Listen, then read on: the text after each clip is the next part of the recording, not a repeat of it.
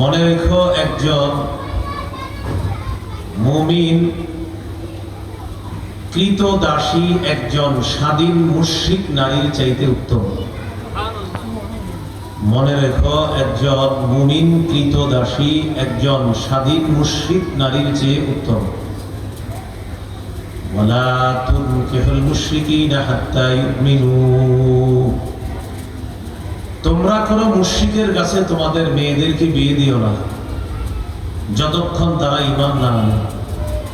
ওয়ালা আবদুম মুমিনুন খায়রুম মিন মুশরিকিন ওয়ালাউ আ'জাবাকুম, মনে রেখো, একজন মুমিন কৃতদাস একজন স্বাধীন মুশরিক পুরুষের চেয়ে উত্তম। একজন মুমিন কৃতদাস একজন স্বাধীন মুশরিকের চেয়ে উত্তম। ওয়ালাউ আ'জাবাকুম, যদিও মুশরিক তোমাদেরকে বিমোহিত করে, মুগ্ধ করে, কিন্তু মুশরিকের চেয়ে একজন মুমিন পুরুষের দাম বেশি।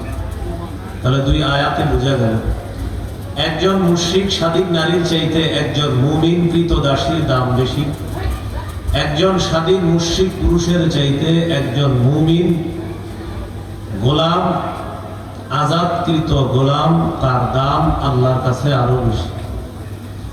এই আয়াত থেকে শিখলাম, মুমিন স্বামী স্ত্রী যারা হবে তারা দুইজনেই মুমিন মুমিনা হবে, দুইজনেই ইমানদার হবে, বিশ্বাসী হবে। এরপরে আল্লাহ বলেন, উলাইকা ইয়াদউনা ইলান নার, যারা মুশরিক তারা তোমাদেরকে আহ্বান করে জাহান্নামের দিকে।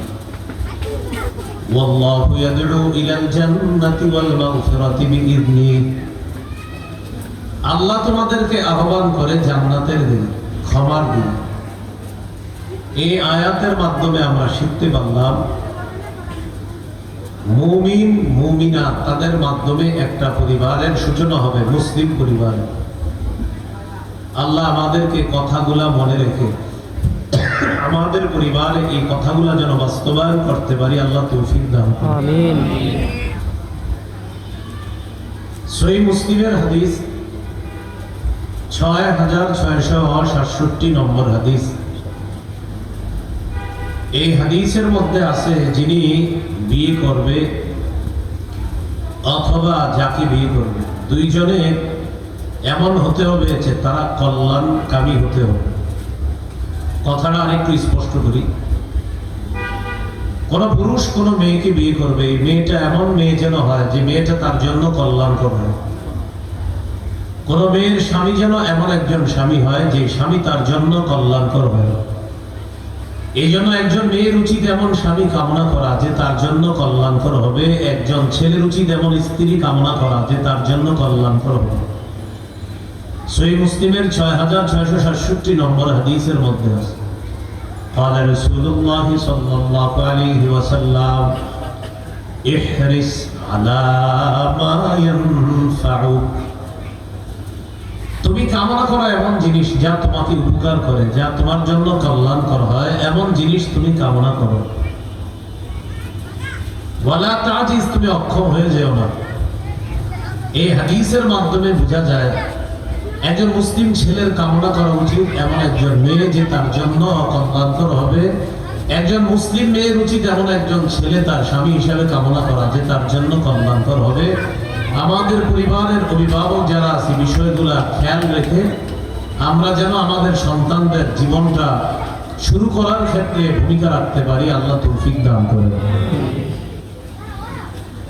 এরপরের কথা, স্বামী স্ত্রী এমন হবে, মুসলিম স্বামী স্ত্রী তারা দুইজন দুইজনকে সৎ কাজের প্রতি উদ্বুদ্ধ করবে, অসৎ কাজ থেকে নিষেধ করবে। সূরা তাওবার 71 নম্বর আয়াতে আল্লাহ বলেন, والمؤمنون والمؤمنات بعضهم أولياء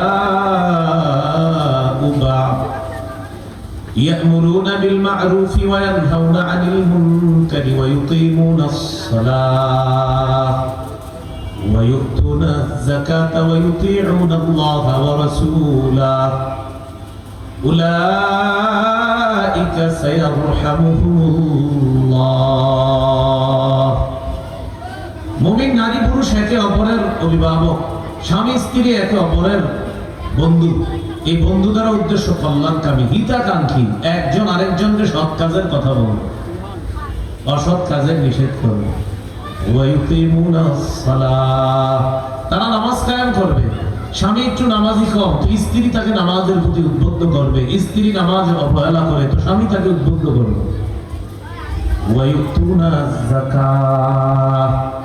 তারা যাকাত আদায় করবে, স্বামীর উপর যাকাত ফরজ, গরিবসী করে, স্ত্রী তাকে উদ্বুদ্ধ করবে। স্ত্রীর উপর যদি যাকাত ফরজ হয়, স্বামী তাকে উদ্বুদ্ধ করবে।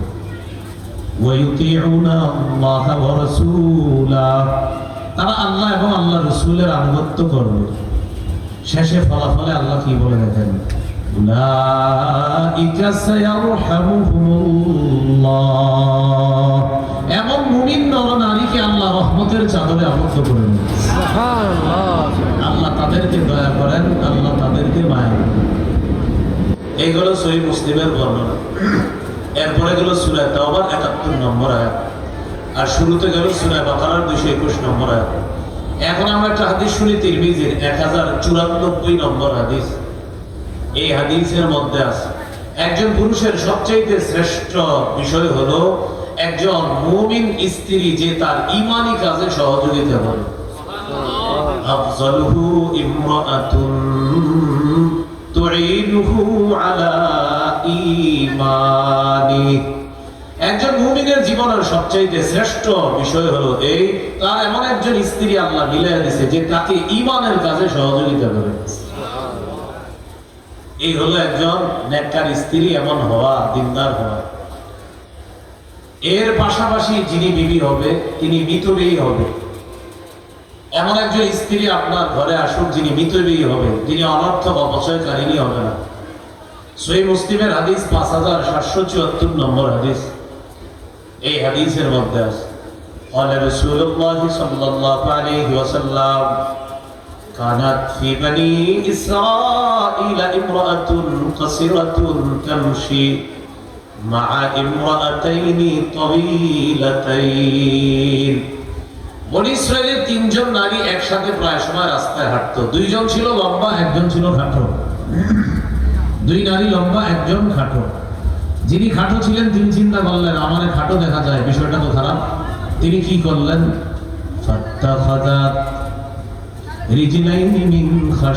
তিনি কাঠ দিয়ে দুইটা পা বানাইলেন, কাঠের পা, কৃত্রিম পা বানায়া তিনি ওই কৃত্রিম পায়ের উপর দাঁড়ায় ওই দুই লম্বা মহিলার সাথে সেও লম্বা হয়ে হাঁটে।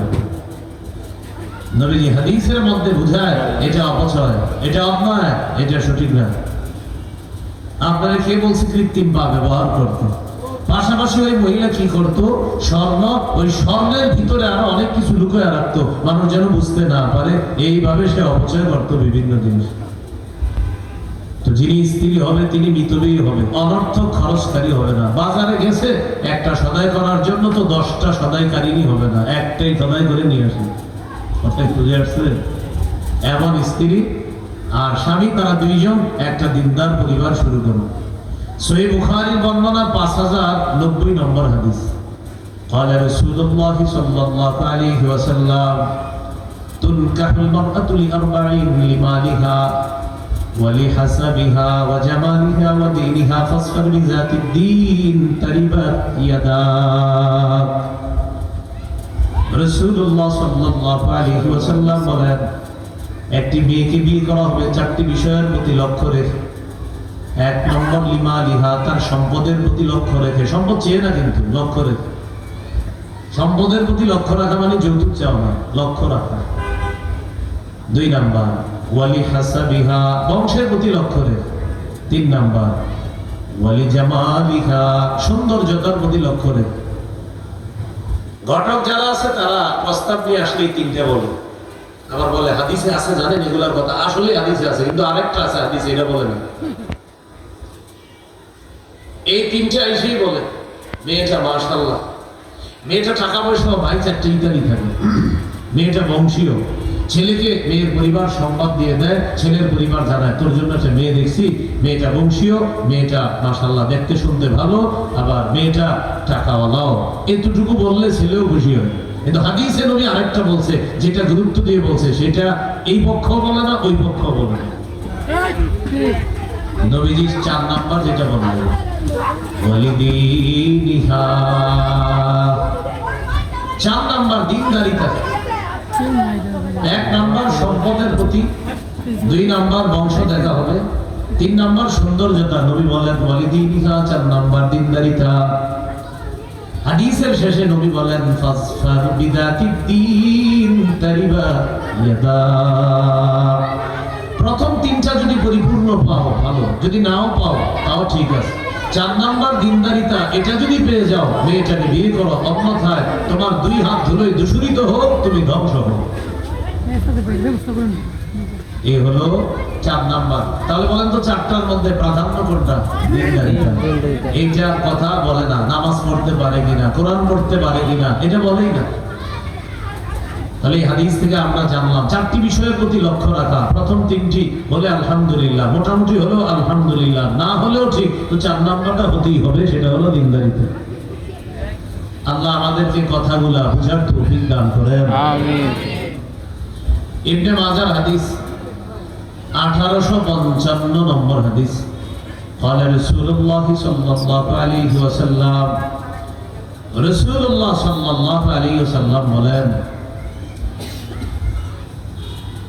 তোমরা যারা আছো তোমাদের প্রত্যেকের উচিত আল্লাহর কাছে 3টা জিনিস চেয়ে নেওয়া। লিয়াত্তাখিদ আহাদুকুম কলবান শাকিরা।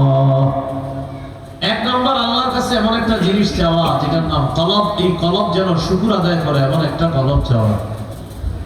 2 নাম্বার লিসানান যাকিরা, এমন একটা জিহ্বা যে জিহ্বাটা আল্লাহর জিকির করে।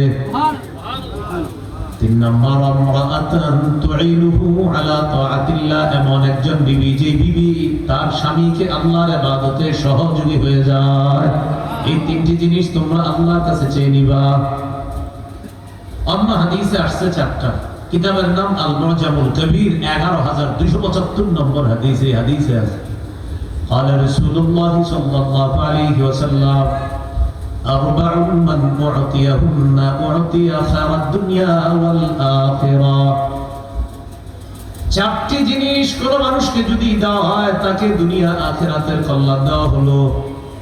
4টি জিনিস যদি কোন মানুষকে দেওয়া হয় তাকে দুনিয়া আখিরাতের কল্যাণ দেওয়া হলো। 4টি জিনিস যদি দেওয়া হয় তাকে দুনিয়া আখিরাতের কল্যাণ দেওয়া হলো। 1 নাম্বার কলবান শাকিরা, এমন একটা কলব যে কলবটা আল্লাহর শুকরিয়া আদায় করে। 2 নাম্বার লিসানান যাকিরা, এমন একটা জিহ্বা যে জিহ্বা আল্লাহর জিকির করে। 3 নাম্বার ওয়াবাদানান সাবিরান আলাল বালা, এমন একটা শরীর যে শরীরটা বিপদ আপদে ধৈর্য ধারণ করে। 4 নাম্বার আমরাআতান লা তাবগিহি খাওনান ফি নাফসিহা ওয়ালা মালিহি। 4 নাম্বার এমন একজন বিবি যে বিবি স্বামীর অনুপস্থিতিতে নিজের সতীত্ব হেফাজত করে, স্বামীর সম্পদ রক্ষা করে। এই 4টা যাকে দেওয়া হলো, নবী বলেন তাকে দুনিয়া আখিরাতের সব কল্যাণ দেওয়া হলো। একটা হলো শুকরগুজারি কলব, আরেকটা হলো জিকিরকারী জবান, আরেকটা হলো এমন একটা শরীর যে শরীর বিপদে ধৈর্য ধরে, আরেকটা হলো এমন একজন ন্যায়কারিণী বিবি যে বিবি তার অনুপস্থিতিতে তার সতীত্ব হেফাজত করে, তার সম্পদ রক্ষা করে। ইবনে মাজাহ 1855 নম্বর হাদিসের আরেকটা অংশ হলো বিবি কেমন হওয়া। রাসূলুল্লাহ সাল্লাল্লাহু আলাইহি ওয়াসাল্লাম বলেন, বিবি হলো এমন একজন বিবি যদি আল্লাহর কাছ থেকে তুমি চেয়ে নিতে পারো, যে বিবির মধ্যে কয়েকটা গুণ থাকবে, এর মধ্যে একটা গুণ হলো এই, ইন্নাযারা ইলাইহা সাররাতহু। স্বামীর মন খারাপ, স্বামী যদি স্ত্রীর দিকে তাকায় সাথে সাথে তার মন ভালো হয়ে যায়। অর্থাৎ স্ত্রী এমন কোন আচরণ করে যে স্বামীর মন ভালো হয়। এই একটা অফিস থেকে আসছেন, মেজাজটা খারাপ, দরজা খুলছে, আপনার মেজাজ ভালো। নবী বলেন এটা হলো তোমার ঘরের একটা নেককার বিবি। তো একটা গুণ বলছে যে এই বিবি নেককার, যে নাকি যার দিকে তাকায়, স্বামী তাকাইলে তার মন খুশি হয়ে যায়, তাকে রাসূল সাল্লাল্লাহু আলাইহি সাল্লাম নেককার বিবি বলছে। সহিহ মুসলিমের হাদিস 3532 নম্বর হাদিস। قال رسول الله صلى الله عليه وسلم, দুনিয়া মাতাআ ওয়া খায়রু মাতা'আদ দুনিয়া আল মারআতুস সালিহা। নবীজি বলেন এই দুনিয়াটা হলো ভোগের জায়গা। এই দুনিয়ার মধ্যে সবচেয়ে শ্রেষ্ঠ সম্পদ হলো কোন ব্যক্তিকে যদি আল্লাহ একজন নেককার বিবি মিলায়া দেয়, কেমন যেন আল্লাহ তাকে দুনিয়ার শ্রেষ্ঠ সম্পদের মালিক বানায়া দেয়। একজন নেককার বিবিকে নবী দুনিয়ার শ্রেষ্ঠ সম্পদ বললেন। ইবনে মাজাহ 1857 নম্বর হাদিসের বর্ণনা, ক্বালা রাসূলুল্লাহ সাল্লাল্লাহু আলাইহি ওয়াসাল্লাম মাস্তাফাদাল মুমিনু বা'দা তাকওয়াল্লাহ খায়রান লাহু মিন যাওজাতিন সালিহা। কোন মুমিনের জন্য আল্লাহর তাকওয়ার পরে সবচেয়ে শ্রেষ্ঠ সম্পদ হলো নেককার বিবি। একজন মুমিন আল্লাহকে ভয় করে, কয়টাই নাকি কয় হ্যাঁ, বা তোমার বিবি নেককার কয় হ্যাঁ। নবীজি বলেন এই যে আল্লাহর ভয় তোমার মধ্যে আছে, এটা একটা শ্রেষ্ঠ সম্পদ। আর এরপরে তোমার শ্রেষ্ঠ সম্পদ হলো তোমার যে নেককার বিবি। আল্লাহর তাকওয়ার পরে এটাই তোমার শ্রেষ্ঠ সম্পদ। এই জন্য আসলে আমরা বলছিলাম স্বামী স্ত্রী দুজনের মাধ্যমে পরিবার শুরু হয়। আগে আমরা এইভাবে বলবো, দিনদার পুরুষ দিনদার নারী তাদের উভয়ের মাধ্যমে একটা পরিবারের সূচনা হয়। যিনি স্বামী হবে তিনিও দিনদার হতে হবে। তিরমিজির হাদিস 1054 নম্বর হাদিসের বর্ণনা, ক্বালা রাসূলুল্লাহ সাল্লাল্লাহু আলাইহি ওয়াসাল্লাম ইযা জাআকুম মান তারদাউনা দীনাহু ওয়া খুলুকা। নবীজি বলেন তোমাদের কাছে যদি এমন কোন প্রস্তাব আসে, কোন এমন ছেলে পাও যে ছেলের দিনদার আবার তার চারিত্রিক বৈশিষ্ট্য ভালো, কোন ছেলের মধ্যে যদি এই দুইটা গুণ পাও, ছেলেটা দিনদার তার চরিত্র ভালো, মেয়েটা তার কাছে বিয়ে দিয়ে দেবে। কি বললেন? ছেলেটা দিনদার, ছেলেটার চারিত্রিক বৈশিষ্ট্য ভালো, তুমি কি করো, তোমার মেয়েটা তার কাছে বিয়ে দিয়ে দাও। তাহলে এখান থেকে আমরা বুঝতে পারলাম যেমনি ভাবে মেয়েও দিনদার হতে হবে, ছেলেও দিনদার হতে হবে।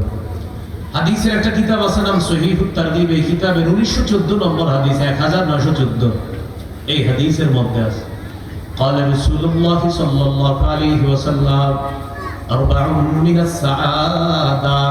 একজন পুরুষের সৌভাগ্যের লক্ষণ চারটা। বলেন তো আমাদের সৌভাগ্যের লক্ষণ কয়টা? এক নাম্বার আল মারআতুস সালিহা। এক নাম্বার তার বিবি যদি নেককার হয়, সৌভাগ্যের একটা পায়ে গেছে, সুবহানাল্লাহ। দুই নাম্বার আল মাসকানুল ওয়াসি, প্রশস্ত বাড়ি। কোন ব্যক্তির যদি হালাল টাকা একটা প্রশস্ত বাড়ি হয়, এটা দুই নাম্বারটা হয়ে গেছে। তিন নাম্বার আল মারকাবুল হানি, একটা সচল গাড়ি, আরামদায়ক গাড়ি, হালাল টাকায় গাড়ি, এটা তিন নাম্বার। চার নাম্বার আল জারুস সালিহু, নেককার প্রতিবেশী। নবী বলেন কোন ব্যক্তির যদি এই চারটি জিনিস হয়ে যায়, এক নাম্বার নেককার নারী, দুই নাম্বার আরামদায়ক বাড়ি, তিন নাম্বার সচল গাড়ি, চার নাম্বার নেককার প্রতিবেশী। নেককার নারী, দুই নাম্বার হালাল টাকায় বাড়ি, তিন নাম্বার হালাল টাকায় গাড়ি, চার নাম্বার নেককার প্রতিবেশী। নবী বলেন আমি নবী তোমার পৃথিবীর সবচেয়ে সৌভাগ্যবান পুরুষ বলে ঘোষণা করলাম। সুবহানাল্লাহ। ওয়া আরবা'উ মিনাশ শাকাওয়া। নবীজি বলেন একজন পুরুষ হতভাগা হওয়ার চারটা লক্ষণ, উল্টাটা বাস। এক নাম্বার আল মারআতুস সু, কোন পুরুষের যদি বিবি অসতী হয়, বা শুরু হয়ে গেছে দুনিয়াতে, এই বেচারা সারাদিন রাস্তায় ঘুরে, আসসালামু আলাইকুম ভাই, বাটা যান না কেন, ভাই বাহিরে ভালো আছে। এক নাম্বার আল মারআতুস সু, অসৎ স্ত্রী, অসৎ বিবি। দুই নাম্বার ওয়াল মাসকানুদ দায়িক, সংকীর্ণ বাড়ি, এক তো ঘরে ক্যাটক্যাট, আমার ঘরটাও সংকীর্ণ। তিন নাম্বার ওয়াল মারকাবুল হানি ওয়াল মারকাবুস সু, আবার রাস্তাঘাটও খারাপ। এখানে অচল গাড়ি দ্বারা উদ্দেশ্য একটা রাস্তাঘাট খারাপ, অর্থাৎ ঘরে অবস্থা খারাপ, বিবির অবস্থা খারাপ, আর বাহিরে যে একটু হাঁটবেন এইখানেও মেজাজ খারাপ। চার নাম্বার ওয়াল জারসু, আবার পাশের ঘরে কাউকে গিয়ে দুঃখ বলবেন, ওরও অবস্থা খারাপ, ও আপনার সাথে সারাদিন ঝগড়া করবে, খারাপ প্রতিবেশী। এই চারটা হতবাগা হওয়ার লক্ষণ।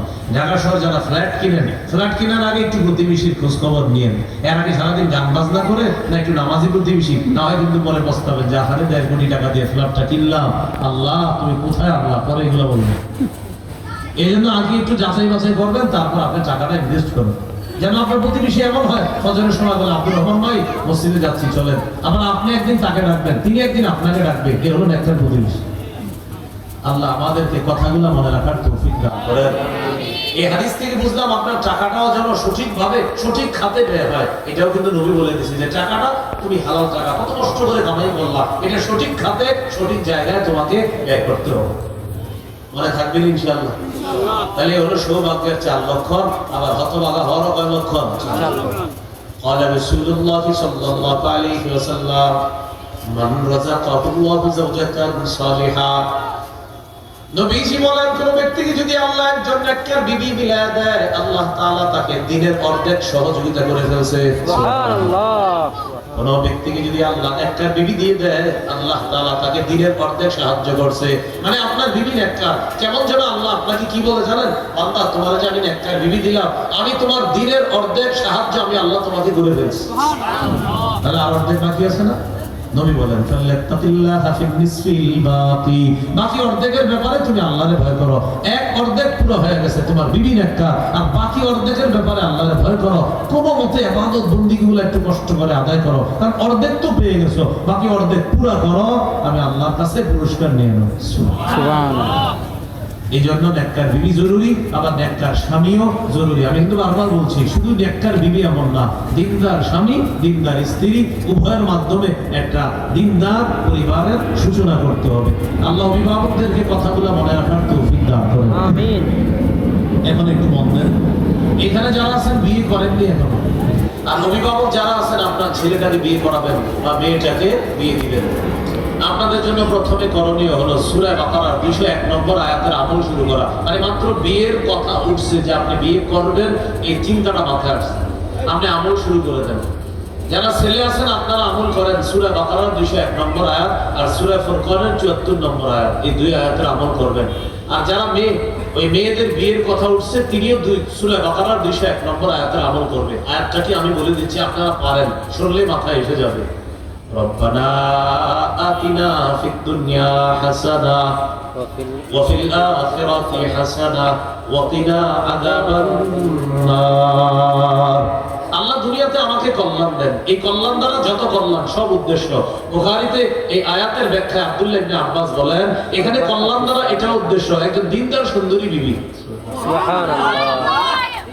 আপনি যখন নাকি দোয়া করবেন রব্বানা আতিনা ফিদ দুনিয়া হাসানা, আল্লাহ আমাকে হাসানা দেন, এখানে হাসানা যখন আপনার বিবি উদ্দেশ্য সামনে, তো মনে মনে আনবেন আল্লাহ একজন সুন্দরী দিনদার নেককার বিবি আমাকে আপনি মিলায়া দেন। কারণ বুখারীতে আব্দুল্লাহ ইবনে আব্বাস রাদিয়াল্লাহু তাআলা আনহু বলেন, এই আয়াতের এটা একটা ব্যাখ্যা যে তুমি বিয়ের সময় আল্লাহর কাছে এটা বলো যে আল্লাহ আমাকে একজন দিনদার নেককার সুন্দরী পাত্রী আপনি মিলিয়ে দেন। আমরা বলতে হুজুর সুন্দরী, হ্যাঁ হাদিসে সুন্দরী কথাটা আসছে, দিনদার আবার সুন্দরী। আমি বলছি সুন্দরী মোটামুটি হলে হলো, কিন্তু দিনদার হতেই হলো, দিনদার হতেই হলো। হ্যাঁ, এটা কিন্তু বুখারীর 5000 আপনার 90 নম্বর হাদিস থেকে আমরা জানলাম 4টি বিষয়ে খেয়াল রাখা। এর প্রথম 3টা মোটামুটি হলে হবে, তো চতুর্থ দিনদার এটা হতেই হবে। বাকি এই আয়াতের ব্যাখ্যা আব্দুল্লাহ ইবনে আব্বাস বলেন, দিনদার সুন্দরী স্ত্রী আল্লাহর কাছে চাওয়া এটা প্রশংসনীয়। আল্লাহ আমাদেরকে কথাগুলো মনে রাখার তৌফিক দান করেন। আচ্ছা, এটা হলো ছেলেদের। মেয়েরা যখন এই দোয়াটা করবে রব্বানা আতিনা ফিদ দুনিয়া হাসানা, এই দোয়া করার সময় হাসানা যখন বলবে, তিনি মনে মনে চিন্তা করবে আল্লাহ আমাকে একজন দিনদার স্বামীর ব্যবস্থা করে দেন, এই দোয়াটা তিনি করবেন। তাহলে অভিভাবক যারা আছেন এখনো বিয়ে চূড়ান্ত করেন নাই কোনো ছেলের সাথে, মেয়েকে তার মায়ের মাধ্যমে তার মাথায় দেন তোমার বিয়ের সাথে চিন্তা ভাবনা করেছি, এতটুকু কথা দিয়ে দেন, আর তিনি যেন এই দোয়াটা করতে থাকেন। এই হলো চিন্তা ফিকির তার মাথায় দেওয়া। দেখেন দোয়াগুলো লম্বা সময় করতে থাকে। এখন কথা হলো মোটামুটি দোয়া করছেন, করার পরিবার আপনার মা বাবা আপনার দিয়ে দিছে কথা, এই শোনো আমরা কিন্তু মেয়ে দেখবো বলে ফেলছে, এবার কথা বলে ফেলছে আমরা মেয়ে দেখবো। আর মেয়েকেও তার পরিবার থেকে জানাইছে তোমার জন্য আমরা একটা ছেলের সন্ধান আসছে, ছেলেটাকে দেখবো। তখন কি করবেন? তখন ছেলে যিনি আছেন, আপনি আপনার এই বিবাহের প্রস্তাবটার কথা বন্ধুদেরকে প্রথমে বলবেন না, কাউকে বলবেন না। আপনার মা বাবা জানছে আর আপনি জানেন, এখন আপনি সর্বপ্রথম বিষয়টা আল্লাহকে বলতে থাকেন। সুবহানাল্লাহ। সহিহ ইবনে হিব্বান হাদিসের কিতাব 4040 নম্বর হাদিস। এই হাদিসে কি আসছে দেখেন, ঠিক এইভাবে আল্লাহকে বলবেন। قال رسول الله صلى الله عليه وسلم, নবীজি বলেন যখন তুমি বিয়ের প্রস্তাব কোনো মেয়েকে দিবা, উত্তুমিল খিতবা, বিয়ের প্রস্তাবটা তুমি গোপন রাখবা, কাউকে বলবা না। প্রস্তাবের বিষয়টা গোপন রাখার পর নবী বলেন তাওয়াদ্দু, এরপর তুমি ওযু করবা, ফাহসিন ওযুআকা, সুন্দরভাবে ওযু করবা। মেসওয়াক করে ওযু করার পর সাল্লিমা কাতাবাল্লাহু লাকা, যতটুকু পারো নামাজ পড়বা, 2 4 8 12 যত রাকাত পড়ো নামাজ পড়বা। পড়ার পর আল্লাহর কাছে বলবা আল্লাহুম্মা ইন্নাকা তাকদিরু ওয়া লা আকদিরু। আল্লাহ আপনি সক্ষম, আমি অক্ষম। দেখেন কি, আল্লাহ আপনি সক্ষম, আমি অক্ষম। ওয়া তা'লামু ওয়া লা আ'লামু, আল্লাহ আপনি জানেন, আমি জানি না। অনুবাদগুলো খেয়াল করেন। আল্লাহ, আপনারা যদি আরবিটা না পড়েন সমস্যা নেই, বাংলায়। আল্লাহ আপনি সক্ষম, আমি অক্ষম, আপনি জানেন, আমি জানি না। ওয়া আনতা আল্লামুল গুয়ুব, আল্লাহ আপনি অদৃশ্যের সব জানেন। এরপর বাংলায় আপনি আল্লাহকে এইভাবে বলেন, আল্লাহ আমার মা বাবা একটি মেয়ের ব্যাপারে চিন্তা ভাবনা করতেছে, মাবুদ যদি এই মেয়েটার মধ্যে কল্যাণ থাকে। হাদিসে আছে এই মেয়েটার মধ্যে বলতে মেয়েটার নাম মা বাবার কাছে যাই না, এই জায়গায় মেয়েটার নামটা বলবেন যে আল্লাহ ওই মেয়েটা, তার নাম হলো এই মেয়েটার মধ্যে যদি আমার জন্য কল্যাণ থাকে তো এই মেয়েটাকে আমার বিবি হিসাবে আপনি ব্যবস্থা করে দেন। আর আল্লাহ ও ছাড়া অন্য কারোর মধ্যে যদি কল্যাণ থাকে তাহলে এখান থেকে আমাকে তাকে সসম্মানে দূর করে দেন, অন্য যেখানে কল্যাণ সেই মেয়েটা আমার জন্য ব্যবস্থা করে দেন। এইভাবে ইস্তেখারা করে কয়েকদিন দোয়া করার পর দেখবেন আপনার মনে আল্লাহ একটা সায় দিয়ে দিবে। দেওয়ার পর যদি সায় আসে হ্যাঁ, তাহলে এই মেয়েটাকেই প্রস্তাব দেন। যদি সায় আসে না, আপনি আব্বা আম্মাকে জানান, আব্বা আমি তো ইস্তেখারা করেছি, মনে হচ্ছে রেজাল্ট সুন্দর হয়নি, বলে দেন। এ হলো ছেলের ইস্তেখারা। এবার মেয়েকে মেয়ের মা বাবা বলবে, শোনো তোমার জন্য একটা ছেলের ব্যাপারে আমরা ফিকির করতেছি, ছেলেটা অমুক এলাকার, তোমাকে হয়তো দেখতে আসবে। মেয়েও ঠিক কাজ করবে, ওযু করবে, ওযু করার পর তার বান্ধবীদেরকে কাউকে বলবে না এই কথা, ওযু করবে, মেসওয়াক করে ওযু করবে, ওযু করার পর নামাজ পড়বে 2 4 6 8 12 16 যত রাকাত পারে নামাজ পড়বে তার ইচ্ছা মতো। পড়ার পর বলবে আল্লাহ আপনি সক্ষম, আমি অক্ষম, আপনি জানেন, আমি জানি না, আপনি আলিমুল গায়ব, আপনি অদৃশ্যের সব জানেন। এই ছেলেটার ব্যাপারে কথা হচ্ছে, মা বাবা আত্মীয় স্বজন তো বলছে ছেলেটা খুব ভালো, কিন্তু আপনি আসলে জানেন আল্লাহ ভালো কিনা। ওর মধ্যে যদি আমার জন্য কল্যাণ থাকে, স্বামী হিসাবে তাকে আমার জন্য ব্যবস্থা করে দেন। যদি বিপরীত কারোর মধ্যে আমার জন্য কল্যাণ থাকে, ওই বিপরীত মানুষটাকে আমার জন্য ব্যবস্থা করে দেন। সহিহ ইবনে হিব্বানে আল্লাহ নবী শিখিয়ে দিয়েছে। কয়জনই বিয়ে করছেন ইস্তেখারা করে, বলেন হাত তোলার দরকার নেই। হ্যাঁ, এই কাজটা কয়জন করছে? এই জন্য ইস্তেখারা করা নবী শিখিয়ে দিয়েছে, এরপরে কিন্তু আমরা করি না। এরপরে সারা জীবন খালি ইমাম সাহেবের কাছে গিয়ে বলি, হুজুর আর বললেন না, ঘরে জ্বালায় আছি, জ্বালাটা হওয়ার আগে আপনার কাজটা করতে বললেন। এই হলো ইস্তেখারা করার পর এরপরে মনে করেন বিয়ের প্রস্তাব দিলেন। বিয়ের প্রস্তাব দেওয়ার পর আল্লাহ যদি তৌফিকে রাখে, ভাগ্যে রাখে, মেয়েটার সাথে আপনার বিয়ে হয়ে গেল। বিয়ে করার পর আপনি নিয়ে আসলেন। এবার আল্লাহর পক্ষ থেকে আপনারা দুইজন বৈধ একটা পবিত্র সম্পর্ক স্থাপন করা শুরু করলেন এবং আপনারা সন্তান কামনা করতেছেন। তখন কি করবেন? সহিহ বুখারীর 141 নম্বর হাদিসে আছে, তখন দুইজন এই দোয়াটা পড়তে হবে, বিসমিল্লাহি আল্লাহুম্মা জান্নিবনা শাইতান ওয়া জান্নিবিশ শাইতানা মা রাযাকতানা। আল্লাহ আমাদের থেকে শয়তানকে দূর করেন, আর আমাদেরকে যে সন্তান দিবেন তার থেকে শয়তানকে দূরে রাখেন। নবীজি বলেন ফাকুদিয়া বাইনাহুমা ওয়ালা। এই দোয়া করার পর তাদেরকে যদি আল্লাহ সন্তানের ফয়সালা করে থাকে, লাম ইয়াদুল্লুহু শাইতানু আবাদা। এই দোয়ার পরে, এই পবিত্র বন্ধনের পর যে সন্তান দুনিয়াতে আসবে, শয়তান এই সন্তানের কোনো ক্ষতি করতে পারবে না। সুবহানাল্লাহ। এবার আসেন, মনে করেন দুনিয়াতে সন্তান এসে গেছে, হয়তো ছেলে হতে পারে, না হয় কি হতে পারে, মেয়ে হতে পারে। এই ছেলে হতে পারে বা মেয়ে হতে পারে, এই ওয়াজটা করার জন্যই আমি লম্বা হিস্ট্রি রাখলাম বালিকা মাদ্রাসা। কি মাদ্রাসা বলেন তো? বালিকা। তাহলে ছেলেও হতে পারে, মেয়ে হতে পারে। সূরা শুরা 49-50 নম্বর আয়াত, 25 পারা 7 নম্বর পৃষ্ঠা আল্লাহ বলেন, লিল্লাহি মুলকুস সামাওয়াতি ওয়াল আরদ। আসমান জমিনের রাজত্ব আল্লাহ। ইয়াখলুকু মা ইয়াশা, আল্লাহ যা ইচ্ছা তা সৃষ্টি করেন। ইয়াহাবু লিমান ইয়াশাউ ইনাসা, আল্লাহ যাকে ইচ্ছা তাকে কন্যা সন্তান দান করেন। ওয়া ইয়াহাবু লিমান ইয়াশাউ যুকুর, আল্লাহ যাকে ইচ্ছা তাকে ছেলে সন্তান দান করেন। ভালো করে অনুবাদটা খেয়াল করেন। প্রথমে দেখেন কি বলছে, আল্লাহ যাকে ইচ্ছা তাকে কন্যা দেয়, যাকে ইচ্ছা তাকে ছেলে দেয়। সিরিয়ালে আগে কার কথা বলছে? কন্যা। বলেন সবাই কার কথা? কন্যা। মেয়ের কথা বলেন, কার কথা? মেয়ে। আও ইউযাওয়িজুহুম যুকরানা ওয়া ইনাসা, কাউকে আল্লাহ ছেলে মেয়ে উভয়টা দান করেন। ويجعل من يشاء عقيما কাউকে ছেলেও দেয় না মেয়েও দেয় না ওই নারীকে নিঃসন্তান বন্ধা রাখে এই ক্ষমতা কার মূল আলোচনায় চলে আসি বলেন তো সিরিয়ালে সন্তানের কথায় কার নাম আগে মেয়ের নাম তাহলে সূরা নাহলের ওই আয়াতটা থেকে আবার চলে আসি যে আয়াত দিয়ে শুরু করছি 72 নম্বর আয়াত পরিবার গঠন কিভাবে দিনদার স্বামী দিনদার স্ত্রীর মাধ্যমে এবার তাদের সন্তান হয়ে গেল সন্তান ছেলেও হতে পারে মেয়ে হতে পারে বাকি আমরা আনতেছি আল্লাহ আলোচনা আগে মেয়ের কথা বলছে তো একটু মেয়ের কথা বলবো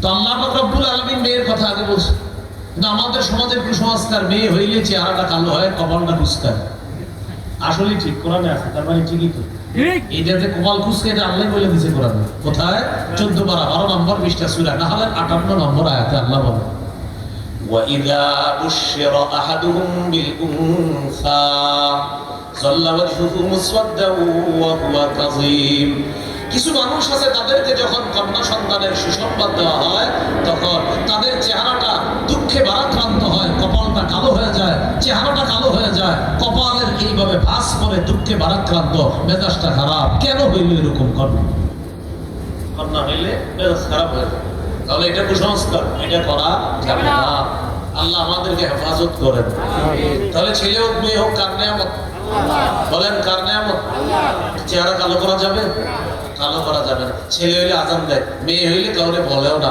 8-10 ঘন্টা পরে আত্মীয় স্বজন ফোন দেয় কিরে সুসংবাদ আসছে হ্যাঁ আপনাকে একটা ভাতিজি হয়েছে মানে উনি নিজে থেকে বলে না ফোন দিচ্ছেন দেখা পরে বলে একটা ভাতিজি হয়েছে আর যদি ভাতিজা হইতো আপনার হওয়ার 1 মিনিট আগে পুরো দুনিয়া ফেসবুকে জানা হয়েছে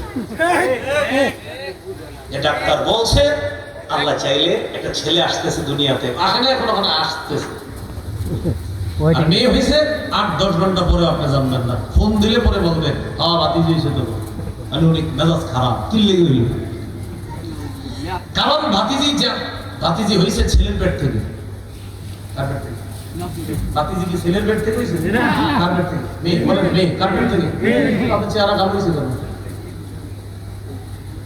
আচ্ছা বলেন তো ভাতিজা যদি হইতো কার পেট থেকে তাহলে ভাতিজাও হইতো মেয়ের পেট থেকে ভাতিজিও মেয়ের পেট থেকে আপনার চেহারা কালো হচ্ছে কেন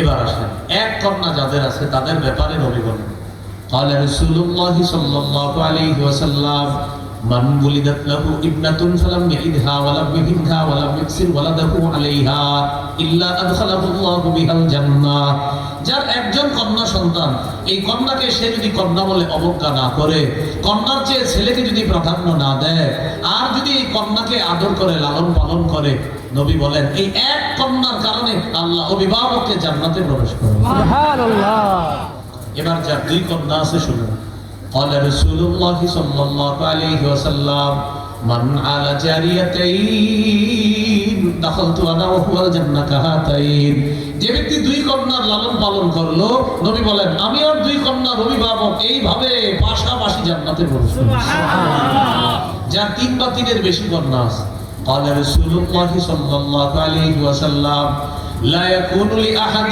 ثلاث بنات فيؤويهن ويكفيهن ويرحمهن যার 3 জন বা তার চেয়ে বেশি কন্যা আছে فيكفيهن অভিভাবক যদি কন্যাদের জন্য যথেষ্ট হয়ে যায় ويرحمهن তাদেরকে মায়া করে তাদেরকে লালন পালন করে আর বলে আমি বাবা আল্লাহর রহমতে কোনো সমস্যা নাই এইভাবে মেয়েদেরকে সাহস দেয় নবী বলেন ওয়াজাবাত লাহুল জান্নাহ আলবাত্তাতা এই 3 বা ততোধিক কন্যার অভিভাবকের জন্য অবধারিতভাবে জান্নাত ওয়াজিব হয়ে যায় সুবহানাল্লাহ তাহলে কন্যা সন্তান এটা কি অবজ্ঞার কারণ না নিয়ামতের কারণ নিয়ামত বলেন অবজ্ঞার কারণ না নিয়ামতের কারণ তাহলে এই নিয়ামত দুনিয়াতে আসলে চেহারা কালো করা যাবে না চেহারা কালো করা যাবে না বরং সিরিয়ালে প্রথমে আল্লাহ কন্যার কথা বলছে এরপরে বলছে ছেলের কথা তো যাই হোক ছেলে হোক মেয়ে হোক শুকর আদায় করা আলহামদুলিল্লাহ সহিহ মুসলিমের বর্ণনা ইন আসাবাতহু সাররা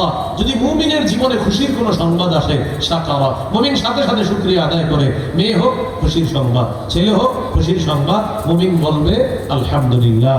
এই জন্য আমাদের যাদের কন্যা আছে, কন্যাকে অবজ্ঞা না করা, কন্যাকেও দিন শিক্ষা দেওয়ার চেষ্টা করা, এই ব্যাপারে আমরা যথেষ্ট সচেতন থাকবো যে কন্যাকেও আমরা দিনদার বানানোর চেষ্টা করব, বলি ইনশাআল্লাহ।